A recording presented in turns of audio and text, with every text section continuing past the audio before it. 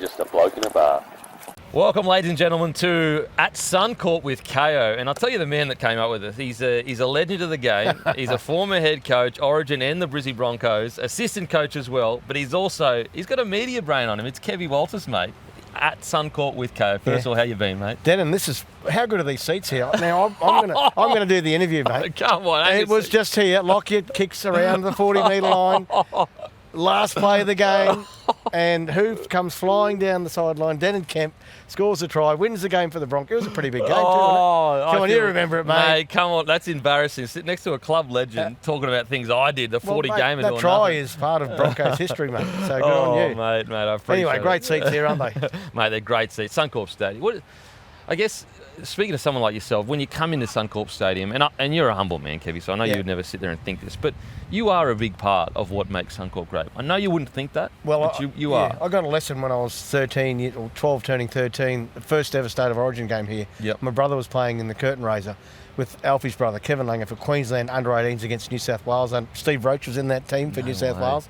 Benny Elias, I think, was in that team for New South Wales, and we got a start of what State of Origin was like and what this great stadium, it doesn't look anything like it does now. Yeah. We were sitting over there on the hill in the cheap seats. And we're from Ipswich, that's all we could afford. Actually, no, we got in through a hole in the fence. Dad cut a hole. So, and from there, I just fell in love with this place. It's a beautiful, regardless of the buildings, just the grass and the people bring the atmosphere. The people bring the atmosphere to Suncorp. And like this weekend, it'll be the same. The people will bring the magic to Magic Weekend. Does it feel?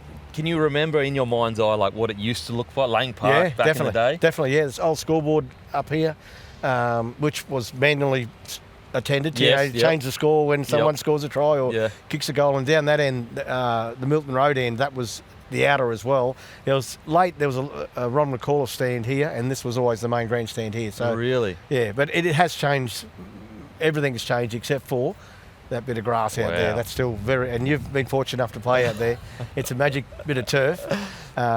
And it's just, I don't know, it's the greatest football stadium in the world. And I've been to a lot of them. Yep. I still believe this is the greatest stadium to play at. If you're a player, you want to be here. Absolutely. And was there a hill over there? There's a hill, yeah. They had terraced hill, like concrete sort of stuff. And on that side of the field, that's where they threw the cans on when Wally got bent on that side, yeah. Okay. And mad Queenslanders throwing half full cans, like drink it first and then throw it. Surely you're drinking it first. Yeah. Mate, so, mate, history here is just amazing. And for Magic Weekend this weekend, how good is it to the people coming through with full houses, and it's just a place that everyone wants to be. Yeah, and the memories that, like, for example, I grew up playing soccer, but my grandfather, he was first he worked in the coal mines when he was like 14 years old, but eventually he got enough money to get his own taxi. He was a taxi driver, and what he used to do, he reckons he used to pretend he was still working and sit in his cab and be near the stadium to hear the Broncos playing. Hear the noise, Hear the noise and everything like that. And it was actually a big reason why I decided to play rugby league, because the one memory I have, I only got one memory of Dar, and that was sitting at his knee watching Renouf play for the Broncos. He loves the great Steve Renouf, playing for the Brisbane Broncos. And my dad, he absolutely loved the Broncos, and he passed away before I got to debut. But it was a huge reason why I came to rugby league. And it was blokes like yourself and Renouf that he absolutely loved, mate. So it's funny how, like, the history of Suncorp Stadium and Lang Park brings people together like that. Yeah, it certainly does. And that's any rugby league occasion, whether you're up Caxton Street or down here along Milton Road. It's just an amazing place to be. It's got great spirit. I feel when you walk through the doors here, or the gates or the turnstiles, that you're in for a good afternoon, a good evening. Regardless if your team wins or loses, the characters that people are in the crowd and the sponsors and everyone, it's just a great day out, great afternoon. And you've experienced it, you know how much fun it is. Mate, it is seriously the best. Now, you're a, as I said, head coach, ex-player, all that good stuff. But, mate, you're a podcaster now. Yeah. The Inside Ball with Kevy Walters. How did that come about? And first of all, do you enjoy it? Yeah, I do. I love it. Obviously, I'm a big fan of the game. I've always been a fan of the game. So outside of coaching, which I love, is my passion, I've got a great job on Fox League commentating, and also I feel like I can what's the word I'm looking for? I can add to people's minds and the way they think about rugby league from a coaching point of view, and also from an ex-player's point of view. We've had some great guests on the show, which I love going back over the good old stuff, Yeah. we had Alfie on this week, and like Oh, yes, I can't wait. Alf's the legend, and some of his stories, so many great guests on, which we've only just started with that as well. So, I love it. It's different to coaching, certainly not as much pressure, but there's still that enjoyment factor of being, connected to the game. Yep. And, mate, in regards to connection to the game, having been in the media now, because you've experienced everything. What do you reckon is one part of being in the media that you enjoy because you've seen everything? Oh, I think, I love paneling on the game, Yep. so giving a pre-game my sort of thoughts and my Yep. ideas, and also I really love the commentating as well, because I feel like my wife's into me all the time saying, you yell too loud, you're meant to be controlled, but the excitement just takes over for me, because I just love the game so much, and particularly on the big games and the big occasions, like we've been through we had the Anzac weekend last weekend, which was amazing. The Easter Monday game was amazing. So I just get that affinity with the game, and my excitement takes over, and I just get into the game. I love it, mate. What do you reckon at the moment? Where do you reckon rugby league's really shining in? What area do you think that you're really just the entertainment value? I think, and our modern players are warriors. The game's changed so much in the last 10 years, or even I played 30, 20 years ago, and I just you come and sit on the sideline of a rugby league game, and you watch these men and women go at it. They're very brave people. And, mate, something I admire about you, just the way you've carried yourself in the last 12 months as a former Broncos player, as a very small one. Yeah. It could have been very easy for you to, put yourself first, but I feel like in the last 12 months you've really put the club first. Yeah, well, the club, obviously absolutely love the Broncos and everything about the Broncos. My son still playing there, and I'm really proud, Dan, of my contribution to that club as a player, firstly, and then secondly, returning as an assistant coach, and then as the head coach. We got to a grand final. We got beaten by one of the greatest teams of all time. Yep. So for me, the only thing that I'm really annoyed at, we missed that bloody grand final. Yep. And it was ours. Yep. But I feel like I'm going to get back there one day. Okay. I'm going to get back there. I'm not sure which club I'm going to be back there with, but I'll be back there with the club, and this time I'm going to grab the trophy and take it home, mate. Mate, I love to hear that. Now, back to that 2023 grand final, one of the greatest grand finals of all time. Yeah. And now that we're quite a ways away from it, and your emotions obviously still heavily connected, but a bit less connected than in the actual moment. Yeah. First of all, what do you think you did right in the grand final, and what do you think you did wrong in the grand final? I thought our preparation was spot on. Yep. We change a couple of things there next time that I do go back there, as far as the team and the lead up to the grand final, because we had a pretty young side, and a lot of them, I wanted to expose them to everything they could, because you've got to embrace and enjoy that that week and the achievement of getting into a grand final. Yeah. So that, and that last 10 or 15 minutes of that game, we just didn't play Broncos footy. We sort of tried to win the game by shutting the game down, which has never been the mentality of the Broncos. It might be for other teams and other clubs, but it's never been that way for the Broncos. So, I just felt if we would have kept our foot on the gas rather than trying to win the game by hanging on. Yeah. I think that was a mistake by not so much just a little thing, just a couple little things. And sometimes, Dan, and I've seen it in many grand finals and many big games, sometimes the football gods, and Phil Gill talks about it all the time, they have their way. Yeah. Just like your try here. Yeah, that mate, was meant to happen, mate. That was meant to happen. You did everything right, and it was a beautiful piece of work, but it was meant to happen. And I just felt in that grand final that the Panthers were meant to win. There's a lot of little things and little 50-50 calls and incidents that just in that last critical moments they fell the Panthers' way, and they were good enough. Hats off to them to capitalise on those little 50-50 calls. So sometimes you're meant to win, sometimes you're meant to unfortunately lose. Yeah. And in the moment, that last kind of 20 minutes, did you get a feeling of the momentum shifting around that 20-minute mark? Different times, little things happened. I thought, that shouldn't be happening. That's never happened all year. Why is it? I'll give you an instance. So, when all year we had encouraged Herbie Farnworth, when he gets out of dummy half and gets across, to find a pass, because he draws defenders out of the line, and he finally found a pass, but it goes to ground, and then Panthers pick it up and run 60 metres downfield. So those little things that we're encouraged to do and get it right, but it just wasn't to be that night, unfortunately. But it was a great experience, and all the players, all of them are still playing. There's no one's retired from that team, so they've still got an opportunity to get back there, whether they're still at the Broncos or at other clubs.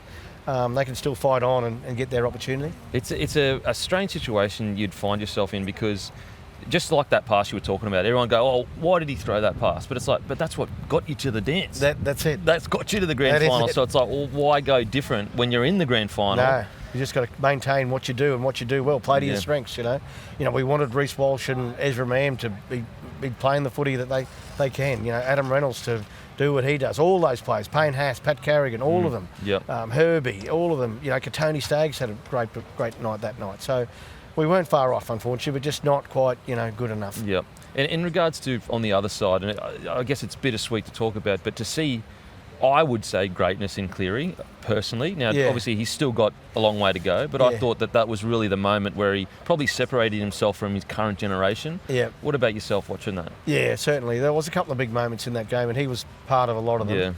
Yeah. The other one was Stephen Crichton, when he put a little grubber through and they got 6 a repeat set. That sort of hurt us big time as well. A couple of things that he did. So, but Cleary that night, he was very good, Nathan, and continues on his great way. So where's he going to end up? We don't know, but he's certainly a great player. And and you look at that and you put that on the table.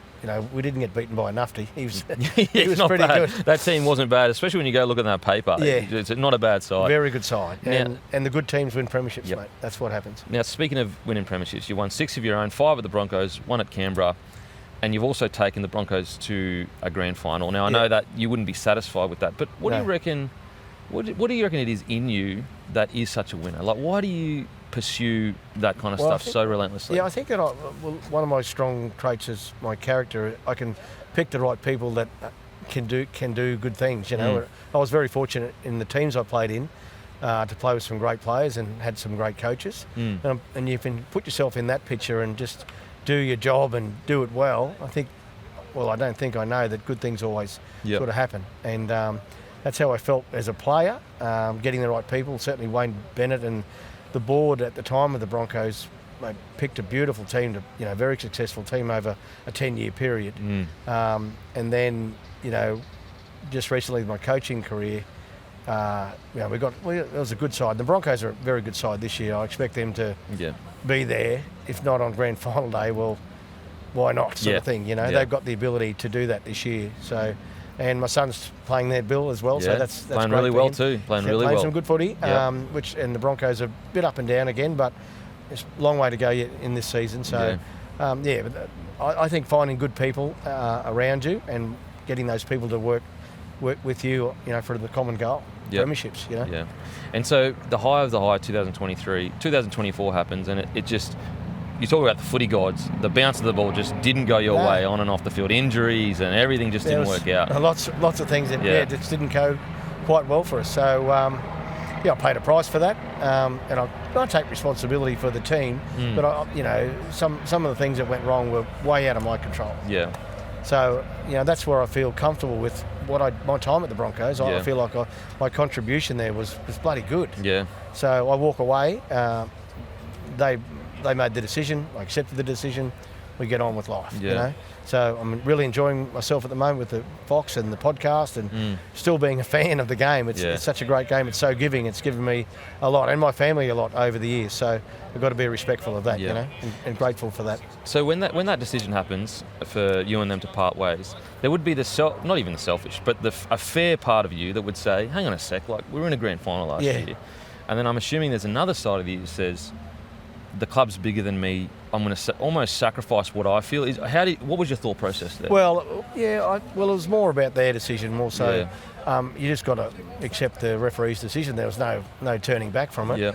They obviously thought in their mind and their process that they could find someone better. Well, if that's the case, you got to accept that, mate. So, but what I believe and what I think is irrelevant. It's what the people above, what they think, and they made their decision, so and I respected it. It was tough. It was very tough. A tough few months, just sitting at home trying to think, what my next step was. And I'm very fortunate. I landed and grateful on my feet at Fox, and then we got the podcast going. So, but those 3 months post, me being terminated, it was pretty tough going. Yeah, absolutely. Certainly, and Wayne Bennett always said that there's two types of coaches: those that are been sacked and those are about to be sacked. So, Mate, it happens to the best of, Yep. even Ivan Cleary, and I think Craig Bellamy's probably the only one that hasn't faced the axe out of all the coaches. The rest of them, most of them, I would have thought, had faced plenty of adversity at different times in their careers. So it's how you handle that adversity and how you bounce back, get up off the canvas and fight again, mate. And that's what earlier I spoke about. What I admire the most about you, mate, is that it's one thing to watch a man when he's winning, but also when things don't go his way, how he handles himself. It would have been very easy for you to come out and just speak your opinion, your mind on things, but you've actually kept quiet. I mean, you've really just put the club first. That's all. That's all the way I see it. The club and the game, mate. Because I just feel like that's how I've been brought up as a child. That's how I played. If I got dropped as a player, I accepted it and got on with it. And then from a coaching point of view as well, different scenario. But I just feel that was the best way to handle it. And I've got a lot of confidence in myself as well, and my self-belief around coaching and my ability to coach at the highest level. So that keeps me going, as well. I feel like there'll be another opportunity at some stage. When that is, I don't know. But when it is, I want to make sure that I'm ready to go. Mate, to see, guys like Carrigan, Haas, and you being such a big part of their development, how much joy does that give you? Oh, I love watching the Broncos play, obviously. Payne's probably, their best football. I said that before the grand final in 23. All of this team's best football is still in front of them. Yeah. And most of them are still there. Pat Carrigan's still getting better, Reece Walsh, Selwyn Cobbo, Katoni Staggs, Billy Walters, all these players are still, their best football is still in front of them. Renault even, he's come out this year and he's going great. He's playing the house down. So, Benny Hunt's had a good start to the year as well. So all these guys, I'm enjoying watching them play. Mate, what's your favourite memory at Suncorp? Favourite memory at Suncorp? It was a State of Origin game I was coaching. 2017, Cameron Smith's last game. Oh, man. What a game. What a game. He was absolutely amazing. And that's what drives me, because that was his last ever State of Origin game. And I think it was his best ever. So it was so good, that game. Keep going until you've done your best. And when you think you've done your best, go again, because you haven't. That's something that Cameron Smith sort of taught me, and I love that moment. So many good moments here. As a player, certainly any of the State of Origins or those bigger games. I remember when I was on the coaching staff here of the Broncos with Wayne in 2015, and Darius Boyd scored from the kickoff in the prelim final. Was it against the Roosters, was it? The Roosters, yeah. So, and one of the best feelings is being in the grand final, knowing, and the second best is actually when you're in that sheds after a prelim final and you've got a week of grand final stuff in front of you. That's the second best feeling in rugby league. Wow, far out. I can only imagine. And that night it happened because Darius, the Broncos won and got into the grand final against the Cows. Yeah. Well, the first one's in, I think. Cowboys are playing the next night against the Storm, and it's just a great feeling knowing that you're in a grand final. Yeah. And in regards to Suncorp with the Broncos playing days, what's your favourite memory? You're too humble, mate. We've tried to ring, for the people watching, we try to ring up and say, Kevy, where is a moment that you had in the stadium? We want to sit near that moment. And he reckons there's no moments. I'm like, Kevy, come on, mate. There's plenty of moments. Well, there was a game here against Newcastle. I think it might have been 91. I scored 3 tries in that game. Yes, there we go. And I scored 2 down this end here in the first half. And again, I'm probably making a bit of it. But I did score 3 tries. And it was against Newcastle. And Peter Jackson, must have been 91 because Jacko was playing here as well, I think. My memory's a bit faded. That's a long time ago. Look, it was a privilege to play here, certainly as the Broncos in the initial years. And then State of Origin here, some great moments as well. I've watched the State of Origin here on the bench for the full 80 minutes, didn't get on. So some wonderful memories here. I just, love coming here, love working here in whatever capacity. Yeah. And mate, this is a personal question in regards to what's it like playing with the great Steve Reynolds, the Pearl? Oh, it's just amazing, mate. One of my favourite players. We've had him on the podcast as well. We spoke about some big moments in his career, and I was there for a lot of them. Yeah, absolutely. When he came back from his broken jaw in the semi-final, in the prelim against the Bulldogs, he scored 3 tries and then backed it up in the grand final. I think it was in '93, but his try in that '92 grand final, I'll remember that for the rest of my life. Mate, he truly moves so well. Beautifully, and through the final pass, but I got into dummy half and pushed Kerrod out the way in case Kerrod was going to do something up the short side, which he often did. I said, "You're not going there, mate. This ball is going to Alf, and then it's going to Steve Renouf." And then when that happens, anything can happen. Yeah. When Renouf gets the ball in his hands, look out, baby. Mate, absolutely. Mate, thank you so much. Really No worries, appreciate it. Denton. Really, really Love do it, mate. appreciate it. Thank you.